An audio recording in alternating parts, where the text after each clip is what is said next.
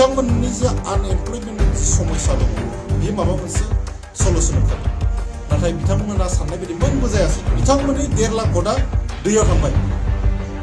अनलि बिथांमोना कास्टम सोरबा बिक्रम सोरबा रिन्जयमोनखौ माहाजोन खालामनो थाखायल'सो भट होनाय बायदि जाबाय खैला मैलायावसो दंफैयो दिनैहाय ओमफ्राय एसे खोमसि जायगायाव थानानैसो खालामदों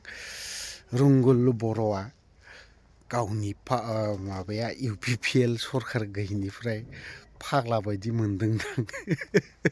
माबा बबेबा मोनसे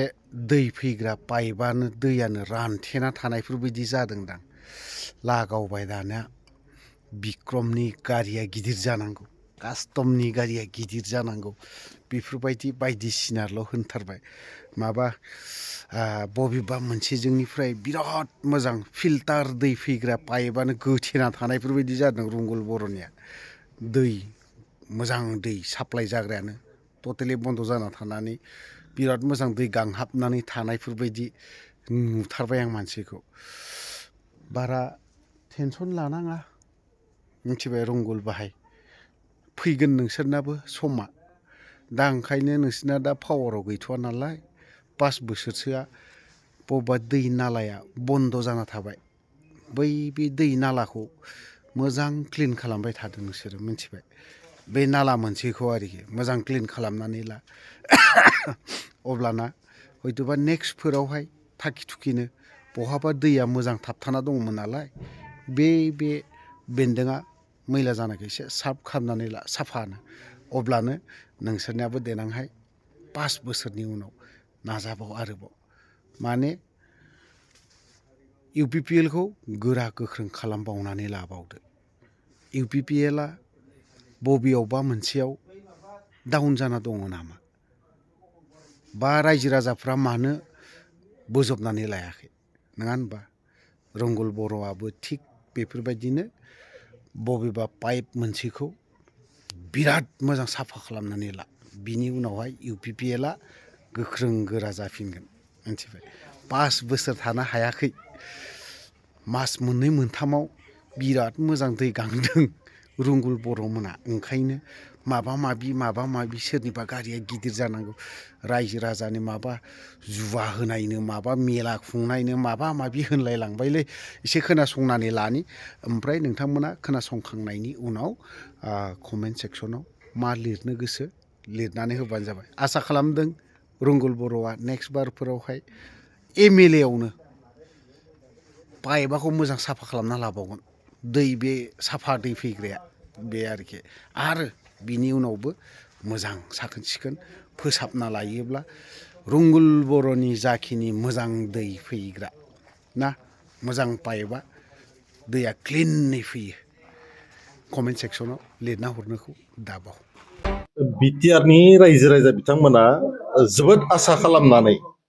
हाग्रामा महिलारि बिथांनि दैदेननाय जा BPF राजखान्थि हान्जा बिथांमोननो थामबिं मेजरिटि होदोंमोन नाथाय बिथांमोना सरकार दानायनि उनावनो बिटिआराव मोनसे बिशृंखल मोनसे सृष्टि जाबाय इन्टायार बिटिआराव मोनसे इनबेलेन्स मोनसे सिटुएसन फैदों नोंथांमोना नुदों जे सानफ्रोमबो जुवा खि जुवा मेला खि मेला बिथांमोना होदों जेराव इयुथफ्रा एक्सिडेन्ट जाना थैदों सोरखौबा एक्सिडेन्ट खालामदों आरो आइजो माहारिफ्रा बांसिन भुगिनो गोनां जादों जि एसे एनै गावसोरनि न'खरनि हासबेन्डफ्रा थाखा फैसा खामायदोंमोन बिथांमोना बेखौ जुवायाव माखासेनो उरायना लादों बेयो डाइरेक्टलि मोनसे न'खराव इम्पेक्ट गोग्लैदों आरो जोंनि रांखान्थि बेलायावबो इम्पेक्ट गोग्लैदों BPF राजखान्थि दोलो मानो भट होदोंमोन कास्टम बसुमतारी बिथांनि गारिया गिदिर जाथों होननानै बिक्रम दैमारिया नेम प्लेट लगायनानै दादागिरि गिदिंथों होननानै बिथांमोना भट होआखैमोन बिथांमोना लुबैदोंमोन जे इयुथफोरनि माबा मोनसे एंगेजमेन्ट जाथों बिथांमोननि जे आनएमप्लयमेन्ट जि समस्या दङ बेयो माबा मोनसे सलुसन ओंखारदों नाथाय बिथांमोना साननाय बायदि मोनबो जायासै बिथांमोननि 1.5 लाख भटआ दैयाव थांबाय अनलि बिथांमोना कास्टम सोरबा बिक्रम सोरबा रिन्जयमोनखौ माहाजोन खालामनो थाखायल'सो भट होनाय बायदि जाबाय दिनै आइजोफ्रा मा मोनखो आरो BPFनि मानसिफ्रा जायफ्रा थै-थां हारै मोजोमै नांनाय BPFखौ सरकाराव लाबोदोंमोन बिथांमोना मा मोनखो बिथांमोना लाथिख' दिनै बेखायनो बिथांमोनाबो जानजि खाफ्राबाय ओइबार खनसेयाव BPFखौ खुनु मते बिथांमोना भट होनायाव गैला मानोना बिपिएफ राजखान्थि हान्जाया बिथांमोनखौ दावदै गला खालामदों बिसास खालामदों फोथाय खेबस' खालामदों दा बाथ्राया जाबाय